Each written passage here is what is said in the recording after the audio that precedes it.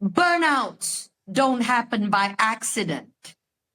If you are not intentional and you have not decided to rest and be diligent about pursuing self-care, rest, if you're not intentional about having boundaries with your parishioners, with the people you're serving, with yourself, with your family, then your burnout is something you are asking for.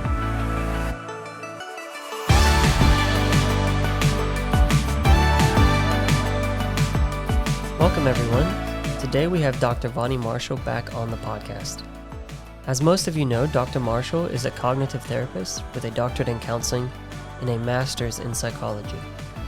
She is also an evangelist and missionary with a passion to help people. In this episode, Dr. Marshall talks about the need for rest and setting boundaries to prevent burnout. She provides practical advice for avoiding burnout while highlighting the importance of taking care of your spiritual, physical, and mental health. We also discuss the effect this can have on the family and much more.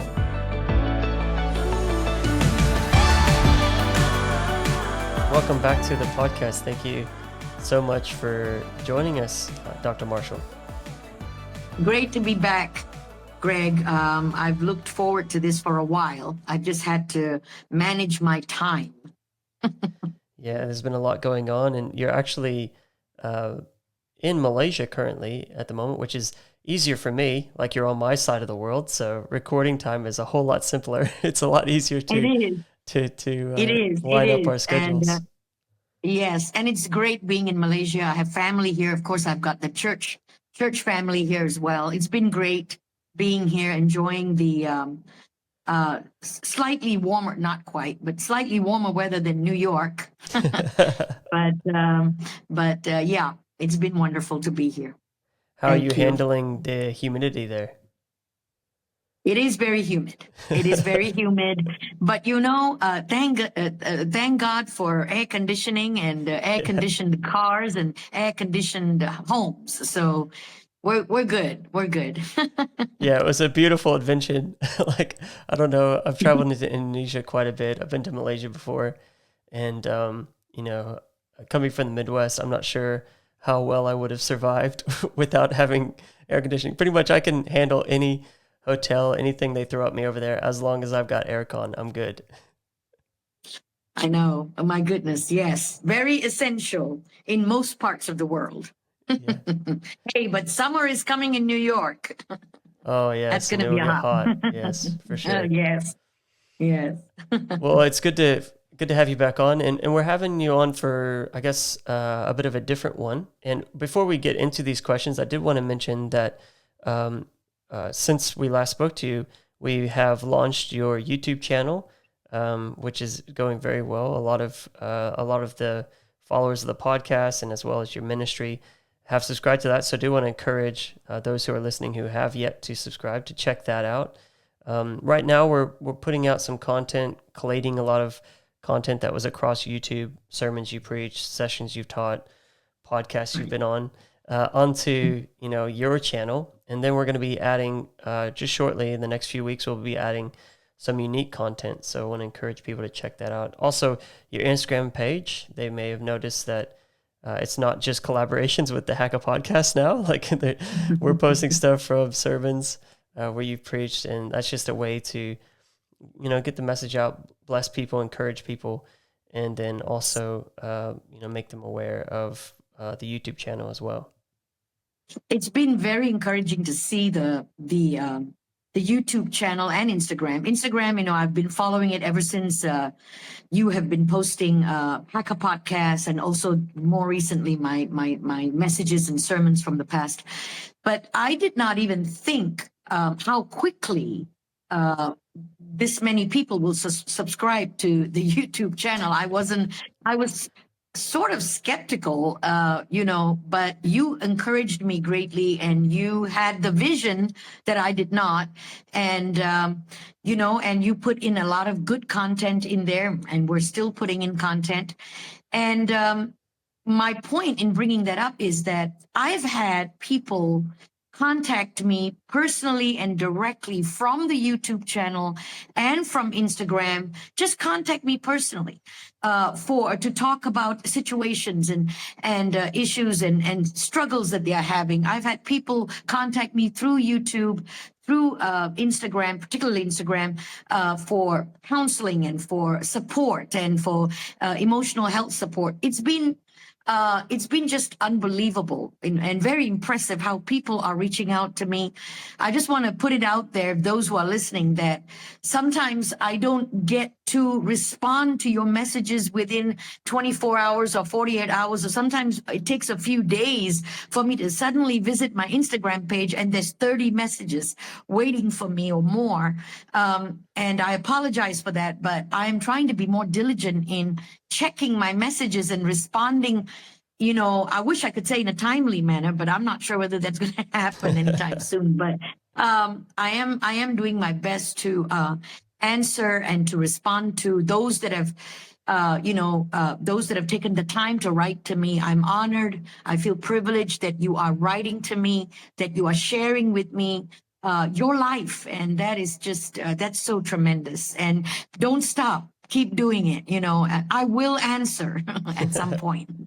Yeah. Just want to let them know that it is you. You're the one that is commenting and replying to messages like that. So, and obviously you're not a social media user to the degree that others might be. Like, you're not on it all the time. You're checking it every couple of days or whatnot.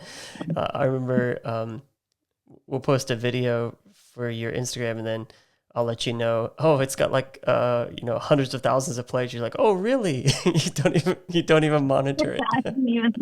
I did not.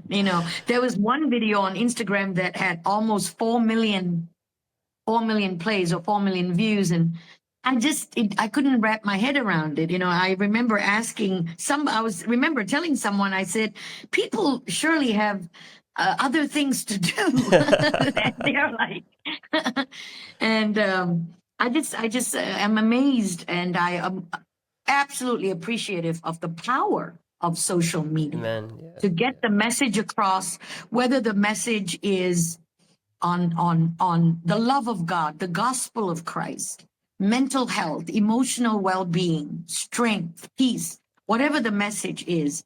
Social media is a giant in getting information to the whole world in a very quick time. So I'm impressed. and we found, like, through the messages that you're sharing, which are dealing with people where they're at, whether it's issues, trauma, whatever they're going through, if they're facing anxiety, unforgiveness, that there are hurting people out there, and just by being in that space, you're able to minister to them, maybe not directly, but even through the messages and stuff, you can minister to them and try and help change their mind, change their point of view, get them connected to other ministries, churches, and so on. So it's a blessing that it's out there.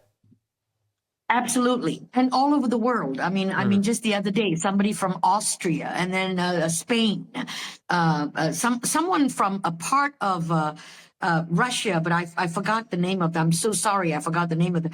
But just people from all over the world, from Asia to Europe to Central America and Africa. It's just, I feel global. Yeah, it's so good. So yeah, I do want to encourage you guys, if you're not following her there, make sure to follow Dr. Vani there. On Instagram, it's Dr. Vani 2022. That's correct? Mm-hmm. Yes. Yeah. And then make sure to subscribe to her YouTube channel, because we will be posting unique content that you wouldn't have seen on the podcast. You wouldn't have seen it, sermons or teaching or anything like that. It would be unique to her channel, and that will be happening very shortly in the coming weeks. So I want to encourage you guys to get over there. And so we're going to start off with this question.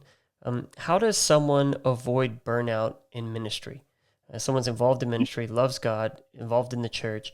How do they avoid burnout? I always I like saying, what would God do? What would Jesus do? The only way he avoided burnout, and I'm actually very impressed and amazed how he avoided burnout because he was constantly on the move. He was not just ministering, though. He was also having to protect himself from those that wanted to, hurt him, harm him, kill him. So he was always, protecting his team, his disciples, and also trying to be at the right place at the right time, meeting people constantly. How does somebody like that avoid? How did he avoid burnout? How do we, as ministers, avoid burnout?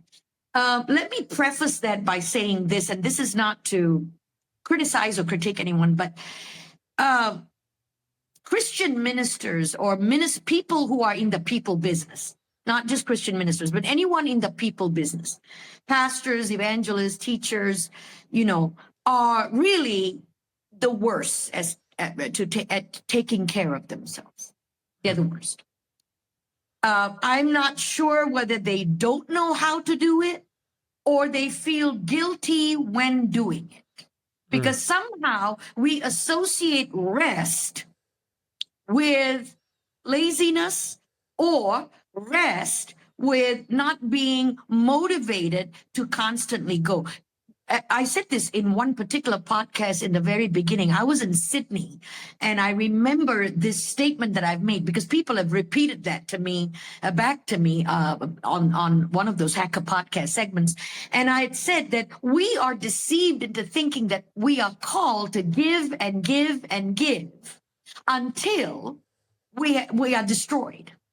Until our mind and our body and our family life and our marital life is destroyed. That is not the will of God for us to give and give and give until we are destroyed. The will of our job, our calling is not to give and give until we're destroyed. Our calling is to be in the perfect will of God. Rest is part of the will of God. Amen. So a pastor or minister that is not diligent, that's another word. That's a very, very important word. If a pastor or minister or a Christian leader or teacher, whatever kind of people business you are, you could be a Sunday school teacher, you're in people business. If you're not diligent about rest, you're not diligent about getting enough sleep. I could use the 8-hour a day sleep statement. I'm not sure who it'll help because I don't think many people do sleep for 8 hours these days. Some try to survive on 6. And I'm not going to say 8 because I don't sleep 8 hours either. But if you're not getting enough sleep at night, and while that in itself can be difficult at times, it is even more difficult for pastors to take scheduled time off. Pastors don't like to schedule time off. Pastors like to schedule work in. They like to say, well, what I'm doing, and more busy I am, somehow I might feel more that I'm pleasing God more. Or if the more busy I am, and the more I work hard, then somehow, I am fulfilling my vocation. I'm fulfilling my calling. God is pleased with me. And more importantly, I'm pleased with myself. That kind of off the wall, sort of really unhealthy thinking is directly against the Sabbath. And I'm not talking about Judaism even. I'm talking about the Lord asked us to rest. He instituted the Sabbath in the Old Testament because he knew that the human body needed rest. Now, when he said, come to me, all that you are weary and heavy laden, I will give you rest. He was talking about rest in the Holy Spirit, in the Holy Ghost. But I believe that he also was meaning, look, you need to just take a break, cut yourself some slack, observe a weekly Sabbath, quote unquote, for yourself. Take time for vacation. Don't feel guilty if you and your wife take a few days vacation time when you've been working for 6 months straight without vacation. Don't put your marriage on the line like that. It doesn't glorify God if your children and your wife and your husband, your spouse and children are going to feel like they're left on the back burner because you're out there trying to do what exactly? Well, I'm trying to save souls. Well, you know what? It starts at home. I hope you're trying to save your own soul as well, meaning that you're trying to save your health. I'm not talking about the plan of salvation, only Jesus saves, but, are you saving your mental health? Are you preserving your emotion? Are you preserving your physical health? Downtime is almost like a bad word to ministers. Holiday, vacation, it's a bad word. Downtime is an important way for every minister and pastor to support your health and well-being. Why? Like the question that, Greg, that you asked, how do leaders avoid burnout? Do you know, as a psychologist, as a therapist, I have counseled, I'm not going to say how many, but it's been many in the last 28, 29 years. I've counseled many people in ministry. I'm talking about pastors, ministers, evangelists. I've spoken to them, counseled them. My heart goes out to them so heavy because they don't understand the concept of physical and mental rest. Why? No boundaries. We are very bad at boundaries. I'm sorry, but Christian leaders, you're not good at placing boundaries. And if some of you are, that's wonderful. That means that's excellent that you are,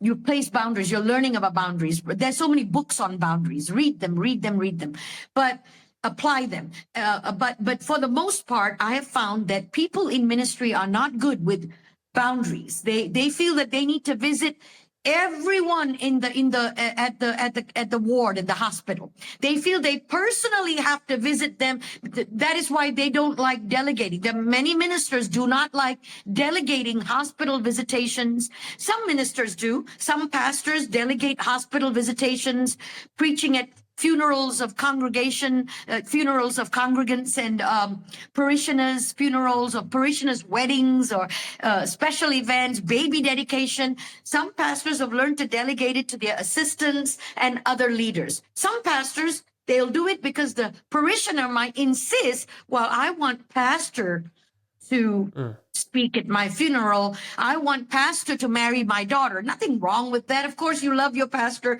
You have your relationship with your pastor. It's special. You want that. But the pastor is the one that needs to put the boundary. I doubt you will lose a lot of parishioners because you're getting some rest. You will lose if you burn out.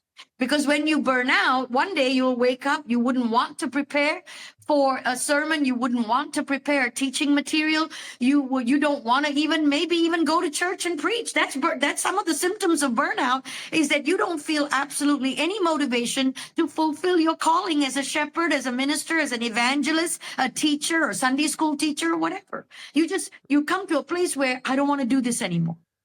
I don't want to do that. I've gone through burnout.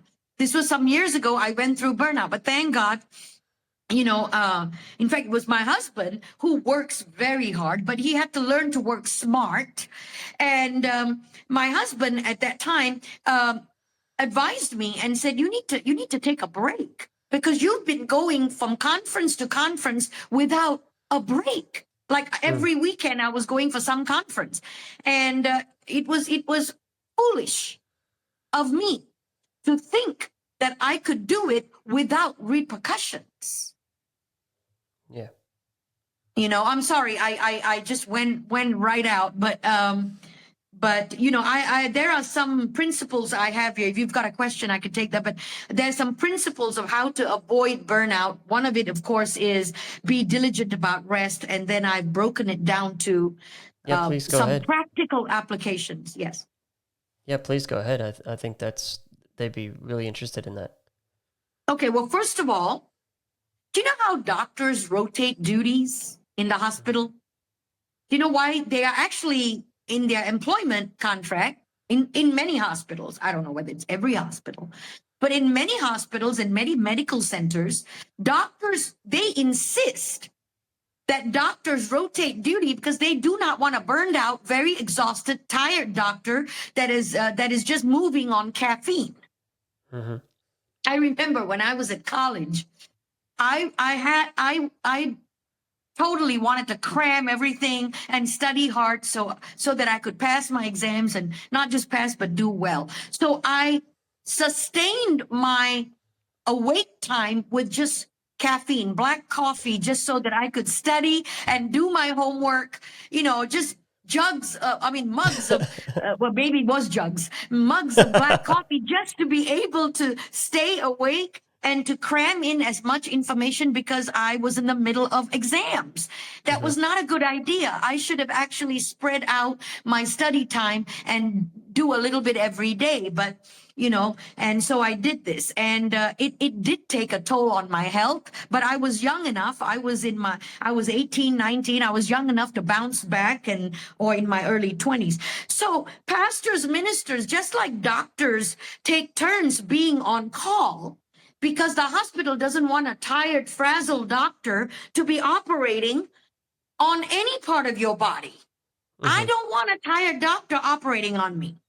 So please, I would actually ask the doctor, are you going to have enough sleep before you perform the procedure? Just like doctors take turns on being on call, the pastor has to consider rotating hospital calls, duties, preaching at funerals, speaking at weddings, baby showers, baby dedication, even preparing for Sunday, Wednesday Bible study and messages on your weekends. And so consider rotating duties. There's nothing wrong with the pastor preaching, a couple of Sundays a month, and other Sundays being taken by someone else, so that the pastor himself can receive and be fed. The pastor is human. Ministers are human. I know that I'm saying that, you're thinking, well, we know. Well, I've talked to pastors who may not know they are human. Ministers who may have forgotten they are human. I think that some think that they're robots and they're running on, some, I don't know, what is that? The ever-ready battery. And so find someone who can cover for you. Don't be ever reticent or doubtful to delegate some of the things you do. Now, a pastor cannot delegate all of his shepherding or pastoral thing to someone else, because every church has a pastor. Every church has a senior pastor. He is the one. The senior pastor is the one who is called to shepherd the church. He's the main under shepherd of the church. But pastors, please, if you're watching this podcast, ministers, evangelists, take time to rotate other stuff. You don't have to sit at every pastoral staff meeting.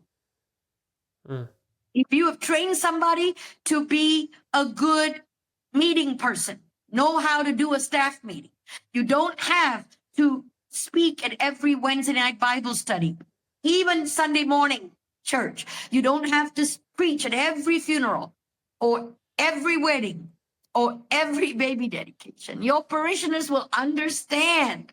They love you. They'll understand.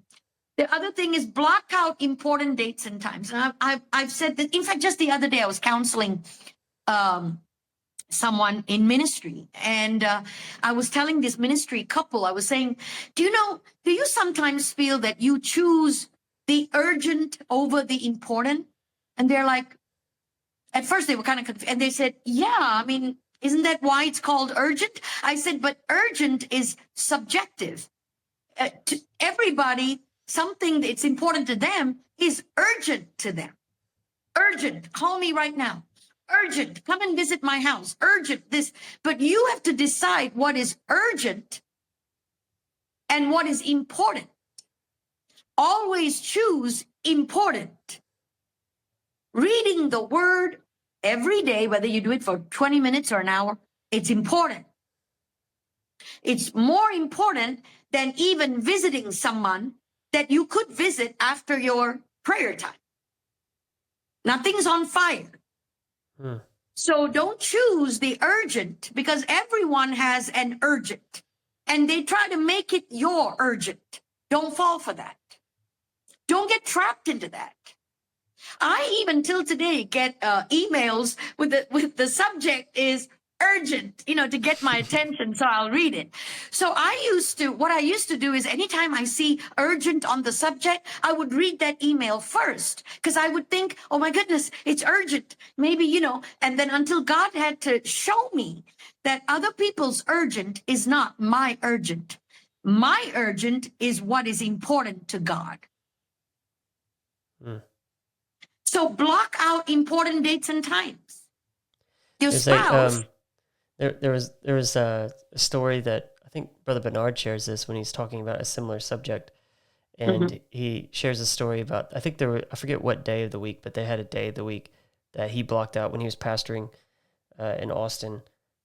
He had a day of the week that he blocked out for his family, and pretty much like no matter what was happening that day, that dinner was sacred. Like you didn't mess up with it. My husband and I enjoyed cooking for him. Of course, I say this because he's passed away. I almost said I enjoy cooking for him, but I enjoyed cooking for Brother Marshall, and I loved it, and he enjoyed it very much because he happened to enjoy my food, whatever I, produced from the kitchen. But when we sat down to eat, we didn't answer phone calls while we were eating. How many times have I seen, I'm talking about ministry couples or even, Christian couples, after service, after church, everybody goes out to eat in a local restaurant. We're having a good time. And I've seen husbands and wives on their phone rather than interacting with one another. I've already been interacting with everybody at church, at the altar call, and everywhere else. But then at dinner, I've actually seen the couple sitting maybe just by themselves, but they're on their phone, either interacting with the family member or a church parishioner. And sometimes I've seen ministers leave halfway during a lunch with their spouse. Halfway, they leave saying, I've got to take care of this. Now, of course, some things that are urgent. Some things are urgent and important at the same time. If somebody is dying and they are calling for you, that's different. But watch out for people that would make every issue urgent and therefore insist that it's important to you. Your spouse is important. She may not have anything urgent going on except she's made some dinner. That's important. Your children are important. Block out time, pastor, minister, lady minister, whoever, whether you're a woman or a man, block out time on your calendar for date nights. Make sure to schedule time for your child's piano recital if she has one, or, if your child is involved in a sports event, make time for them. Actually, it will also help you. Well, how does this help me against burnout if I'm in the sports field? Because it's enjoyable. Anything mentally and emotionally enjoyable is actually going to help produce happy hormones in your body, like adrenaline. Turn the phone on silent. At your child's ball game, at your child's concert, at your child's whatever, at a baby shower, whatever, turn the phone on silent. Record an appropriate message. In fact, you can even record on your phone messages a voice message that says, I'm having family time and I'm unable to take your call. If it is urgent, please drop me a line, text me, email me, or contact the office and leave a message, but I am at my family time, and, just do something like that. I'm not saying that you necessarily owe an explanation detailed about what you're doing, where you're doing, what you're with your family, but something like that. Prioritize your time. Learn to discern. I'm going through the steps now, okay? So what did I say? First of all, be diligent about rest. Know when to sleep. Consider rotating duties like doctors. Block out important dates and times. Prioritize your times. How? Learn to discern, as I said, between emergency situations that must be handled immediately or situations that can be handled later. I'm not going to give you examples because in your situation, you will know what is an emergency situation and what can be handled later. Be kind and compassionate in everything, though. Find ways to help your parishioners. Understand that you don't want to burn out. Talk about it in your small group. Introduce the subject of how can we Christians in ministry, or Christians not really in ministry, but even Christians just as a whole, or just a father and mother that are handling 2 jobs and 4 kids. How do we as Christians avoid burnout? That would be a nice small group subject. Why don't you do that? As soon, talk to your pastor and your church leaders. Can we talk about burnout? Because we don't talk about it in church. We think it's somehow a subject that will be misunderstood if we say, hey, you know, I'm your pastor, I love you, but I don't want to burn out. So you need to give me some break. You need to, you know, give me some rest time. And we're afraid to do that. So you may not want to, you may not want to preach on burnout on a Sunday. I would, but you may not want to. But you could talk about it on a Wednesday night Bible study. You could talk about it in a small group meeting, a cell group, a house fellowship. Get the word out. Make your church an emotionally healthy church. An emotionally healthy church understands the dangers of burnout. Vacations don't happen by accident, by the way, you know. Vacations don't happen just because you're flicking through, you know, I don't know, a magazine full of wonderful resorts and beaches and mountains, and you're looking at that chalet and you're flicking through and you're hoping, wow, we should do that. We should really, really go here. And your wife's like, yes, let's. And you're talking about it. 6 months later, you still haven't done it, because vacations don't happen by accident. I remember one particular podcast, Greg, if you remember, we talked about connecting the dots. Did we talk about, you know, we must connect 1 with 2, 2 with 3, not 1 with 9.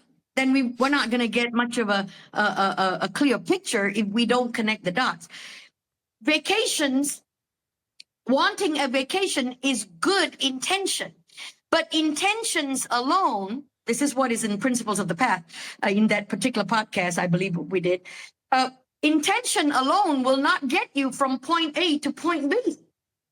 Decisions are the ones. Decision gets you from point A to point B. So if you're looking at a nice vacation magazine, a vacation brochure, you got all those good intentions to taking your wife and your children out on a cruise or a nice vacation, even a drive, even a weekend drive through the country. That's nice. My husband and I loved doing that. Just get in the car. It is not expensive. I'll pack a picnic and we'll just drive for a few hours into the country and come back whenever we want. That's the cheapest vacation. But what happens is good intentions are just that. They're just good intentions. They're not going to get you on the cruise boat. They're not going to get you to that mountain resort or that beach or that drive to the country. What you need to do is make a decision, block off time, schedule a vacation just like you're scheduling a wedding, just like you're scheduling a baby shower, a sermon on Sunday. I bet that's in your calendar. Bet the Wednesday night Bible study is in your calendar, and your hospital visits. That's all commendable. God is pleased that you're serving him and you're ministering to hundreds of people in the hospital, out of the hospital, your parishioners. Of course he is, but he's displeased that you are burning and destroying the temple of the Holy Spirit as a result of the lack of simple boundaries. Your diary, whether now we've got electronic diaries and calendars, your Google Calendar that can actually, I mean, it's like a mini AI. It can do a lot of things for you, remind you. You know, I wish my Google Calendar would just scold me sometimes, you know, and kind of mysteriously cancel out stuff that I don't need to be doing and put in stuff that I need to be doing. I'd like that kind of calendar, you know, calendar that actually takes over my life. Vacations don't happen by accident. Burnouts don't happen by accident. If you are not intentional and you have not decided to rest and be diligent about pursuing self-care, rest, if you're not intentional about having boundaries with your parishioners, with the people you're serving, with yourself, with your family, then your burnout is something you are asking for. I know that sounds hard. And you're like, well, I'm not asking for my burnout. Well, you are, in a roundabout way, you are asking for burnout. You don't care about you. So you don't care how long you live. That you don't care how long or whether you're going to end up with a huge medical bill because you've just suffered a cardiac arrest, heart attack, because you've not taken care of yourself. You're eating on the run, you know, whatever food or either junk food or what. You're not resting. You're not. Sleep is medicine. Sleep in itself, which is a God ordained medicine. There's a whole book on the effectiveness of sleep to cure several diseases can be cured just by deep REM sleep. REM sleep, by rapid eye movement sleep. It's deep sleep where when you wake up, you are refreshed. But we don't, because somehow we have got this wrong idea that if I am a servant of God, I need to destroy my health and body, my time, my marriage, my time with my wife, my husband, my children. I have to totally lay all that on the line in order to please God. That is not what the scripture, if you lay down your life for your brethren, then, you know, then that's when you are my disciple. No, he said, if you lay down your life for the gospel, that means you've chosen to preach the gospel as an important facet of your life more than anything else you can do. You've chosen to take and spread the message of the good news. That's what that scripture means. It doesn't mean you lay down and let the whole world walk all over you and then you end up in the ICU. The same God that instituted the gospel instituted Sabbath. And if you don't have a Sabbath day, if you don't have a day of rest, obviously Sunday was supposed to be the day of rest in the Western calendar. Well, pastor, ministers, we know you don't rest on a Sunday. I understand that. So pick a Monday. Pick a Thursday. If you start even with half a Thursday, that's commendable. But if you're not doing that, you are on the way to some very serious repercussions, not just in your health, but in your relationships. If your children have not had a decent conversation with you because you've been too busy ministering to the whole world, that's not a healthy home, and that's not a good example you're setting for your children. You're telling your children living for God means forgetting all what is important and being in the beck and call of at the beck and call of people's urgent matters. I have worked with and under several wonderful pastors and men of God. And, you know, I have worked under pastors that work so hard that they've actually become sick and exhausted because they've worked hard. But it's so nice to see these great men of God that have mentored me and have meant so much to me now, to see them rest and take great vacations. And, you know, of course, I do kind of nag them a little bit and saying, are you taking a vacation? Are you going away? Are you doing this? And they're like, yes, we are. And so, okay, good. And so I do have a burden for pastors and pastors' wives.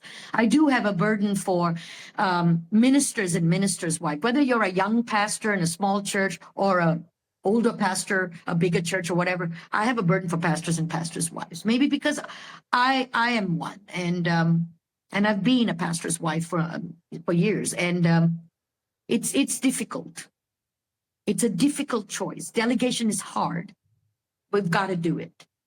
Be ready to delegate. Pastors are afraid that if they don't do it, it won't get done right. Well, then why do you have an assistant pastor if you don't trust?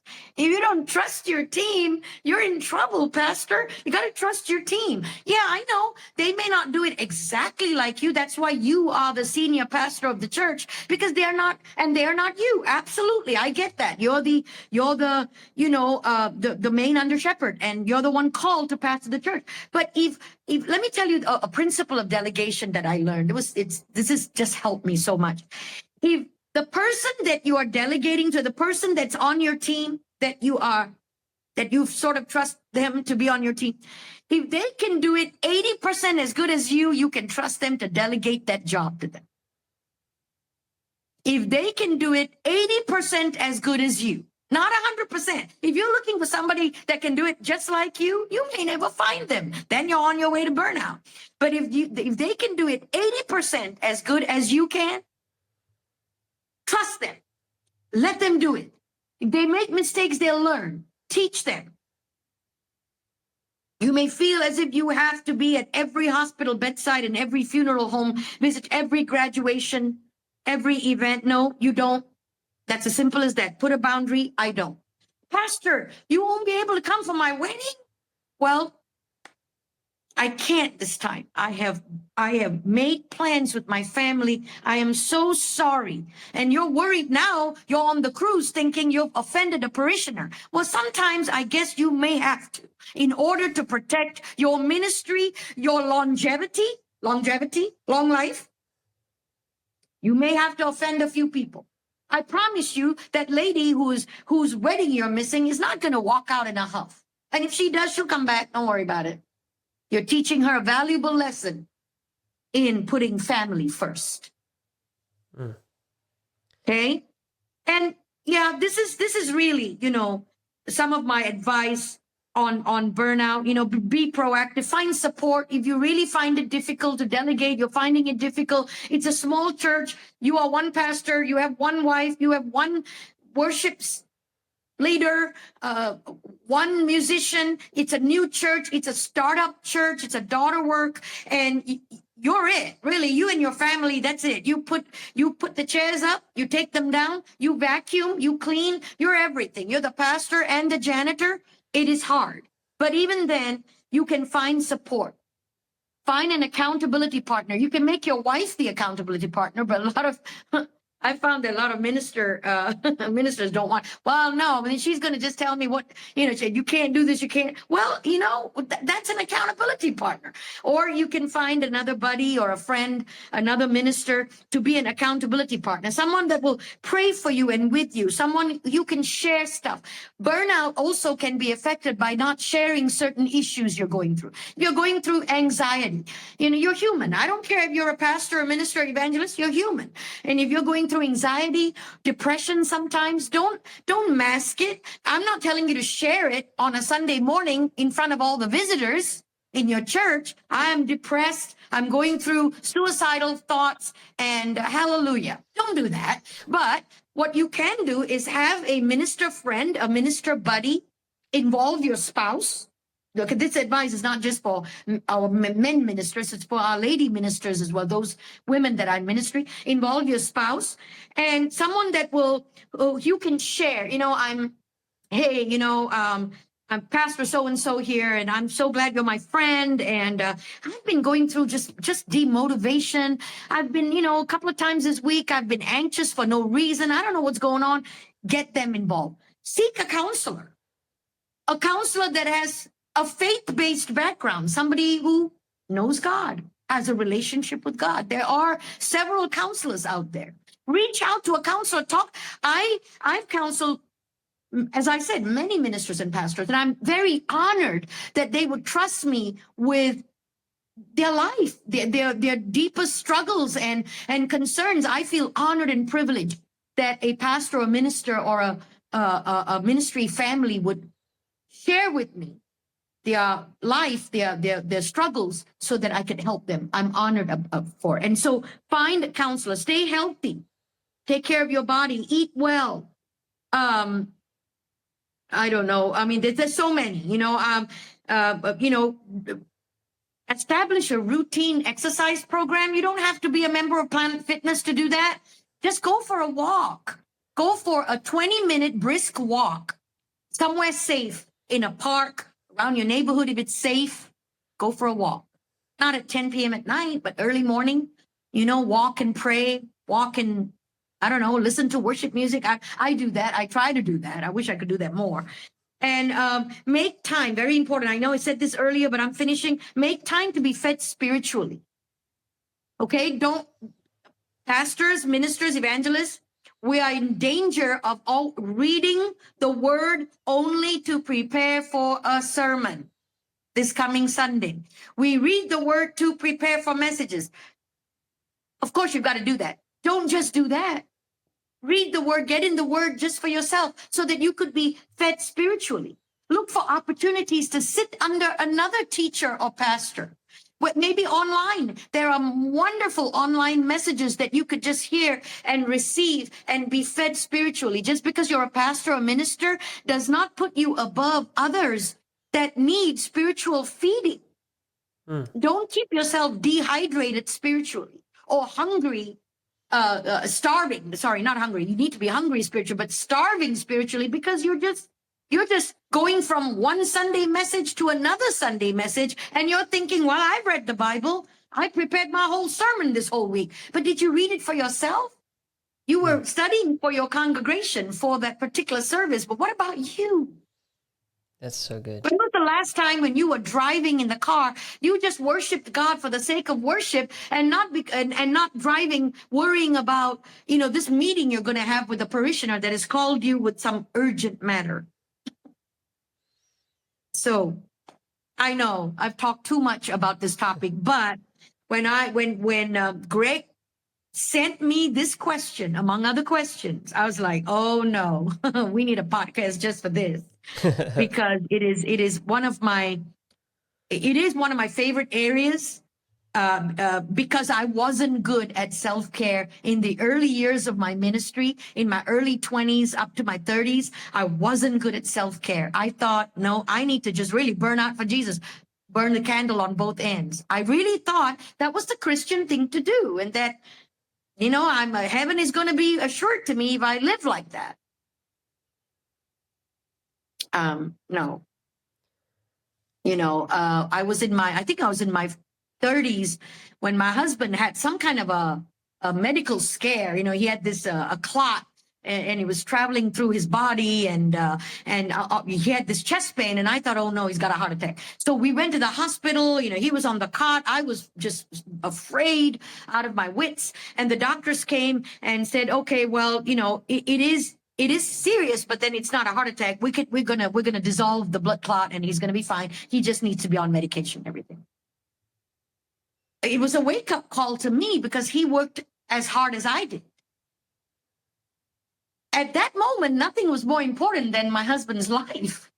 Not church, not Wednesday night Bible study. Sorry, not my cell group. Not what 3 songs I'm going to sing that particular Sunday morning service. I didn't care. I wanted him alive. And God used that to speak to me and say, you both don't work. You both are not working smart. You're working hard. There are ways. There are books out there. If you just hear a little bit of this podcast, go get some books on self-care. There's a book there. There's a book. I wish I knew the author, but the book is called Self-Care Prescription. Self-Care Prescription. Phenomenal book for ministers and for everybody, not just for ministers. Everybody. If you're a housewife, you're a husband, you've got 2 jobs, you're running a business, you're taking care of children, or you're a pastor, a minister, an evangelist, a teacher. Self-care prescription, phenomenal. I wish I knew the author, but well, we can look that up. I will and include it. We can. Yeah, Greg can look that up and put it up on the video or whatever. But seriously, it is amazing book. Get it, read it, apply it, and then talk to your wife about your next vacation. Choose a nice place and enjoy. And forget about everybody else. It's going to be okay. The church is still going to be there when you come back. So I think on the other side of that, I do have a question here that is sort of approaching it from the other end. So we talked a lot about, in that answer, we talked a lot about burnout in regards to like high capacity leaders, helping them form boundaries. And those are people who are going. I would say you and I, we would probably consider ourselves as high capacity leaders, and we can just go and and we'll take our rest, but we'll just go. But there's this question here. It says, how do you speak to a high capacity leader about ministry responsibilities when those responsibilities begin to affect my family and walk with God? So I'm assuming this is like a junior leader, someone who's involved in maybe some sort of ministry capacity, but isn't the one actually, calling the shots, and is not able to handle the same capacity as, like, say, maybe their senior leader. How would they be able to handle that? That's a great question, Greg. I think it's important for junior leaders who are, as you said, they're not the one calling the shots, so they're not the CEO, so to speak, but they're kind of they're working in the team, they're working under this pastor. I think the first thing to do is to communicate their family needs and the needs of their spouse and children, their circumstance to the pastor, to keep the pastor posted. Communicate it to your pastor. I know I'm not doing as much as you, pastor, but I do need to also stay healthy. I need to, even junior ministers and junior team leaders, like departmental leaders, even they need to delegate. I ran the prayer. I was the director of the prayer ministries at the Pentecostals of Alexandria for several years. Loved doing it. I love prayer, so I love doing this. But it was not just getting people to pray. I had in the course of some years, my vision was to develop age-specific and theme-specific prayer groups.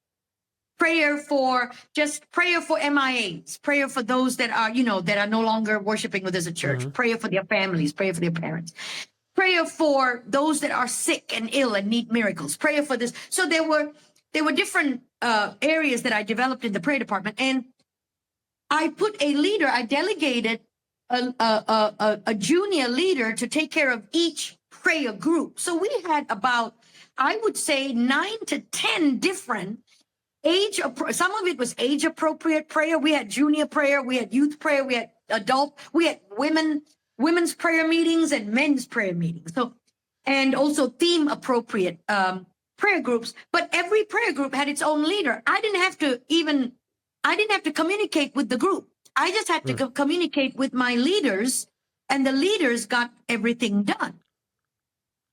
So even if you're not the pastor, you say you're a departmental leader of the Sunday school department, the ushers department, you're the ladies ministry leader. Do you have an assistant? I think delegation is undervalued. I think that delegation needs to be taught. It needs to be an actual subject in our today's modern apostolic churches or spirit-filled churches. We need to learn to delegate. Even departmental leaders need to prioritize their time. But you can't just disappear without informing your senior pastor. So you need to communicate that with your pastor by saying, Pastor, I'm so thrilled to work under you. I love the department I'm running, but these are the times that I'm available, and this time I have to be with my 2 daughters and my wife, or if it's a lady minister, I have to go home, be with my husband. I want to make meals for my family.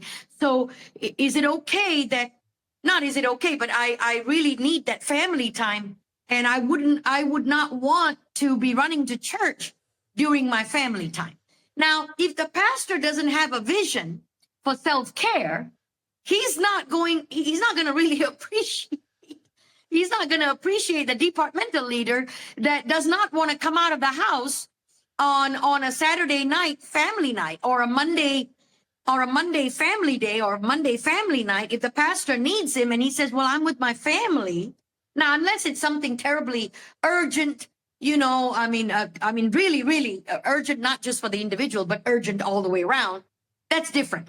But if it is like, well, I'm the pastor, I'm putting myself out, you're my junior and you're my team member, you need to put yourself out. That's when it's potentially unhealthy, because this young departmental leader, or this departmental leader doesn't have to be young or old, but feels pressured to to do what the senior pastor is doing. He's like, well, my senior pastor is going all the way, and he's using up his Monday night family night to do something. Then I must be a bad person if I don't do what my senior pastor does, because we want to follow. Many times we want to follow in the footsteps of our senior pastor.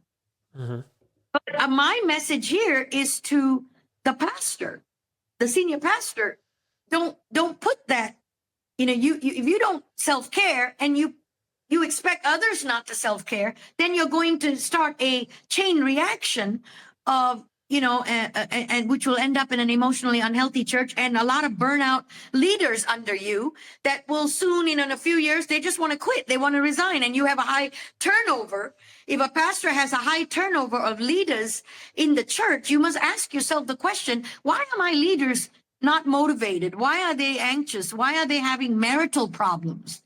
Is it because there's just too much on their plate? Now, the young leader, the departmental leader, you have to have boundaries. Yes, I know. I love my leaders. I love my pastor, but I've had to learn healthy boundaries in letting my leaders know, look, I love the Lord. I love the church. I love my church family. I love the pastor and his wife, but I love my family. Yeah. My husband, my home, I think that's so key, especially the part where you're talking about let the pastor know. I think communication is so important. Well, a lot of departmental leaders, Greg, they don't want to let the pastors know. Again, I'm not judging anybody, but they're afraid. They're afraid to tell the pastor, I love God. They're not afraid about that part. I love God. And right under God, I love my family. And then I love my ministry unto God and to this church. It's God, family, ministry. If we get that mixed up, if it's God and ministry, church, and then family, you don't want to put yourself in a position where you come home one day and there's no family left. Yeah, that's good. I know that's very hard for me to say that, but I guess in the counseling world that I live in, there's so much real talk that I am engaged in, and I listen to real problems from real life ministers and pastors who are going through real problems that the parishioners don't know about because they are not living a boundaried life. They're living boundaryless lives. A boundaryless life is a chaotic life. Yeah. There's no order to it.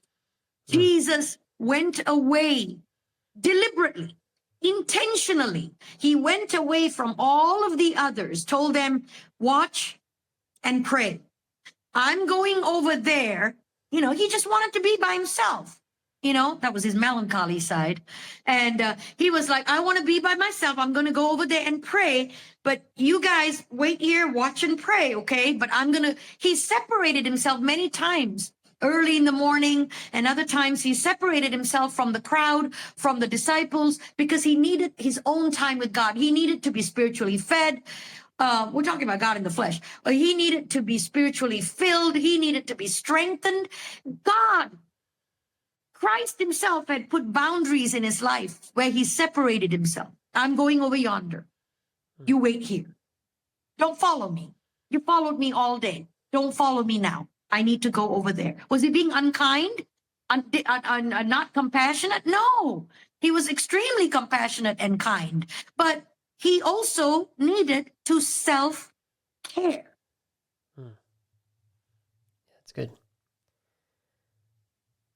I think when you're challenged with that, because you said that, they struggle to not disappoint the senior leader, you have to have the courage. You have to have the courage of your conviction. If I'm going to have a boundary, I need to communicate it.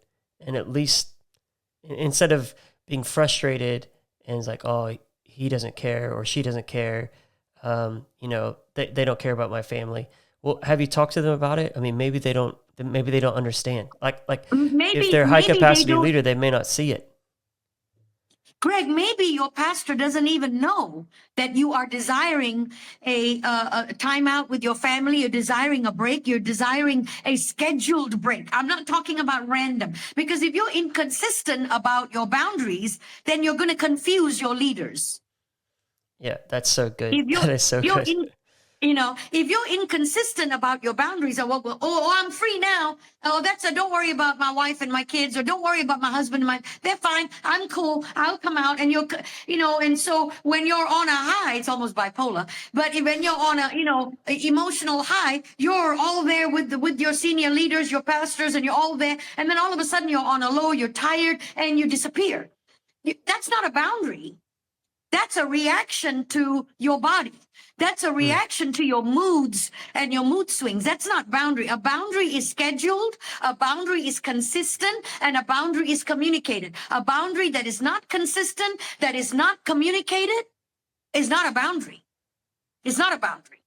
That's you just messing with yourself, and you're confusing your senior pastor. Your senior pastor's like, oh, I thought, I don't know. I thought that you were, that you wanted to do this on a weekly basis. I'm not sure. Well, yeah, I did for about 3 months, but now I'm just tired. I don't want to do that anymore. And your senior pastor who has relied on you, you've not communicated to him that you wanted a boundary in that area. He's left to wonder what's going on. It is up to the junior leader, the departmental leader, the Sunday school teacher, even the usher. Even if you're not a departmental leader or even a minister in the church, if you've got some ministry that's been given to you, it is up to you to communicate your boundary and to be consistent with your boundary. Don't let your moods control your boundary. If your boundary is controlled by your emotional ups and downs, your moods, today you're having a good day, you're all gung-ho about something. Tomorrow you're having a bad day, and nobody knows where you're at. Nobody knows where you are. You're driving around the city. Your wife doesn't know where you are, because it suddenly hit you. You're tired. No, if you have consistent boundaries, you actually prevent and protect yourself from being overtired, because when you have consistent boundaries, you're scheduling yourself consistent times of rest. You don't have to be, extreme high, extreme low about anything. Normal. Well-adjusted Christians have a boundary. Use your diary, use your phone, use your Google Calendar, whatever calendar you want. Have it. Or share it with your family. Even have a little family notice board in the kitchen, and you can just say, okay, this is what we're doing this at this. We're blocking off this time to this time. We're doing this. 7:00 p.m. family dinner. Every night, family dinner, or at least 3 times a week, we sit down and eat together. No excuses. I don't care if you have a ball game. I don't care if there's something urgent going on. I don't care if the mother-in-law and the father-in-law. No. This is how we're going to run this family. Because in the end, I'm going to stand in front of God. And I, as the husband, the head of the home, when I say I'm not talking about myself, I'm not the husband, but the husband is going to give account for his spouse, his children. And if you're a pastor, you're going to give account for the saints that you are pastoring, that are coming under your ministry. You're going to give account. It is not a hardworking father or pastor. It is a smart working father or pastor that provides longevity to your family, healthy family, a secure and safe spouse, children who feel secure and safe. Yes, Mom, Dad loves the church, but I believe he loves us just a little bit more. That's so good. Dad loves pastor. Dad loves our pastor and our pastor's family. Of course he does. My goodness. He'll never miss church unless he was, I don't know, in the hospital or something. But Mom, he loves us a little bit more. If your child can come to that place of mental and emotional safety and security to know no matter what's going on out there, Dad's not going to be running around putting out fires. He's going to be with me, helping me sort out my life. He's going to be helping to secure me because I'm his child. I'm important to him. Do you know how many PKs, preachers' kids, not just in the United States, because I've attended PK conferences. I've actually talked to PKs that are, because I do only 18 and above counseling, I've talked to PKs that are 18. How many PKs have left the church, have left their walk with God because they always felt that the church came first. Ministry came first to Dad and to Mom. So we ate, what did you eat? Well, we ate TV dinners. And we didn't even have a TV. Sad. We ate frozen dinners that we put in the microwave or in the oven. But where was Mom and Dad? Well, they were helping the parishioners. They were helping other people's children, not us. So for a while, we were okay with it because we thought, hey, people need Dad, people need Mom. That's okay, we're fine. But then after a while, we just got left out and we didn't even have a running relationship, a healthy relationship. We couldn't even talk to them because they were always busy putting out fires all over town. And so we don't want that for our children. We are married now. We've got our own family. We don't want that for our children. So we don't want even to be part of a church that propagates this, that feels that this is okay for pastors and pastors' wives, ministers and evangelists to live like this. So we don't want to, we're not into church, we believe in God, and our children believe in God, but we're not going to do that. Wow.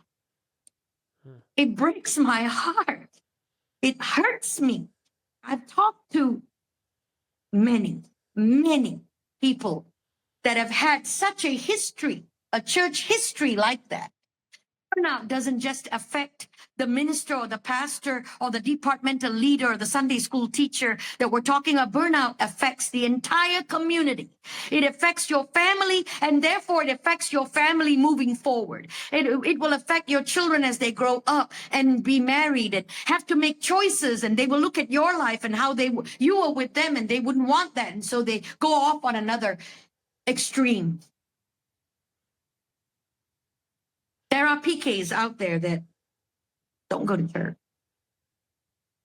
I'm in Malaysia now, and I will be going back in the States in a few months. But I've started a Bible study. Actually, it's a mental health, mental health awareness support group meeting, but it's through the lens of Scripture. So it is a Christian mental health support group meeting. I have it here in Malaysia, and there are a couple of PKs in that group. There are a lot of, pastors' children who no longer want to go to a traditional church. They want to come to this home group because it is Christian. They want to kind of have a connection with the body, but they don't want to be part of a traditional church thing because they're so afraid that history will repeat itself. So sad. But I'm glad they're coming for my Bible study in my group because somehow I want to be able to reach out to them and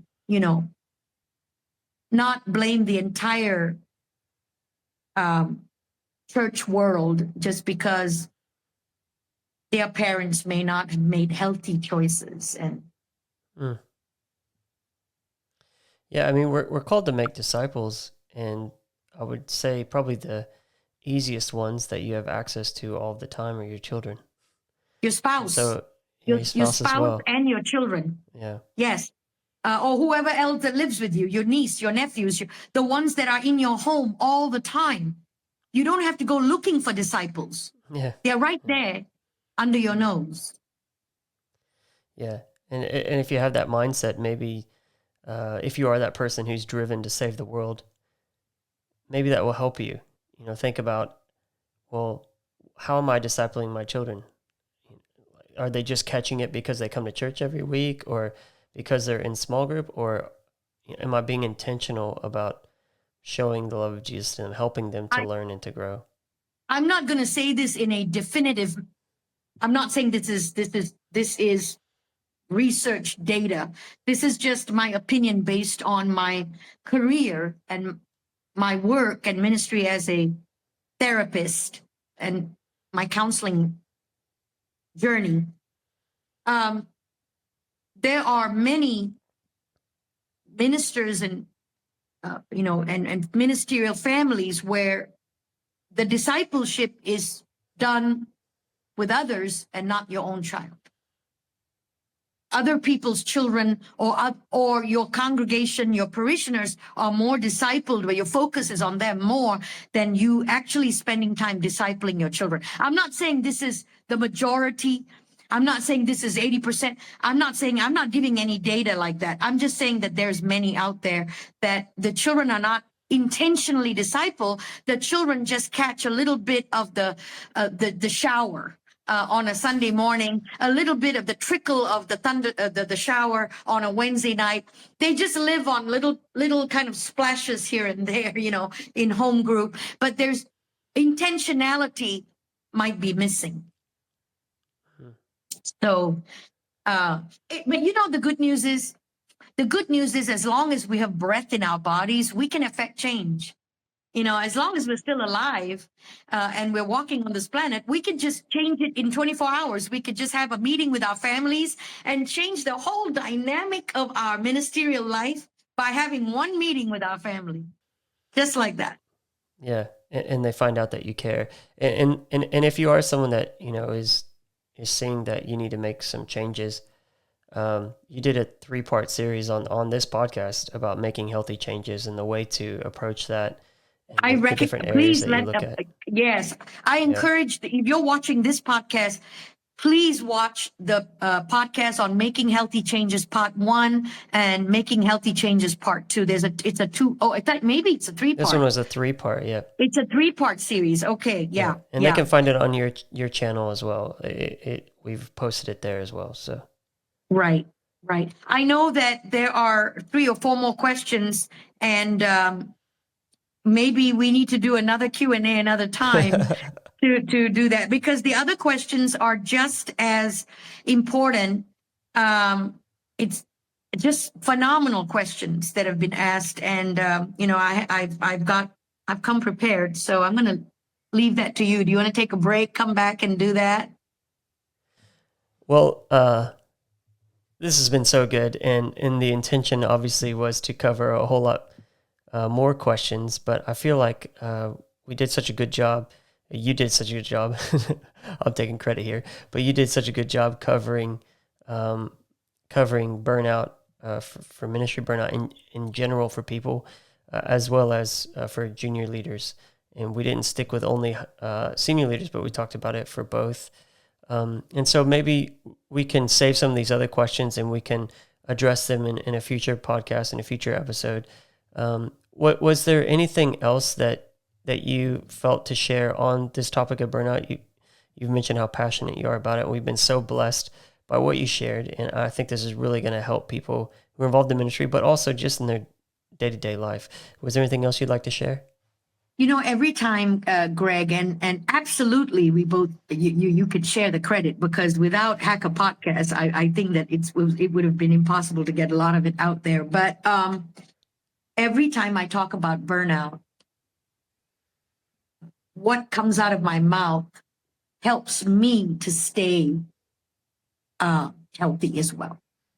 I'm reminding myself what I need to do on a daily basis to keep sane, to keep healthy, to keep nourished, both spiritually and physically. One thing I want to say before I close is, if a person does not want to burn out, if you don't want to burn out, and I'm hoping you don't want to burn out, burnout doesn't happen by accident. It doesn't happen randomly. Burnout is a series of bad choices we are making that we can reverse right now. right after watching this podcast, you can reverse the whole course of your journey towards burnout, so to speak, by being proactive, diligent, stay healthy, find support, talk about issues to people that are safe, counselors, a fellow minister, somebody that understands. Make time to be fed spiritually. Remember, you're not a robot. You're not a machine. You are not a machine. You are a woman or a man. You're a human. And it does not glorify God if you destroy the temple of the Holy Ghost in the name of service. That's not the will of God. The will of God is that we worship Him, we become more like Him, and we serve people with a purpose, but also with wisdom and sensitivity to the needs of ourselves, our family, and then the needs of the community at large.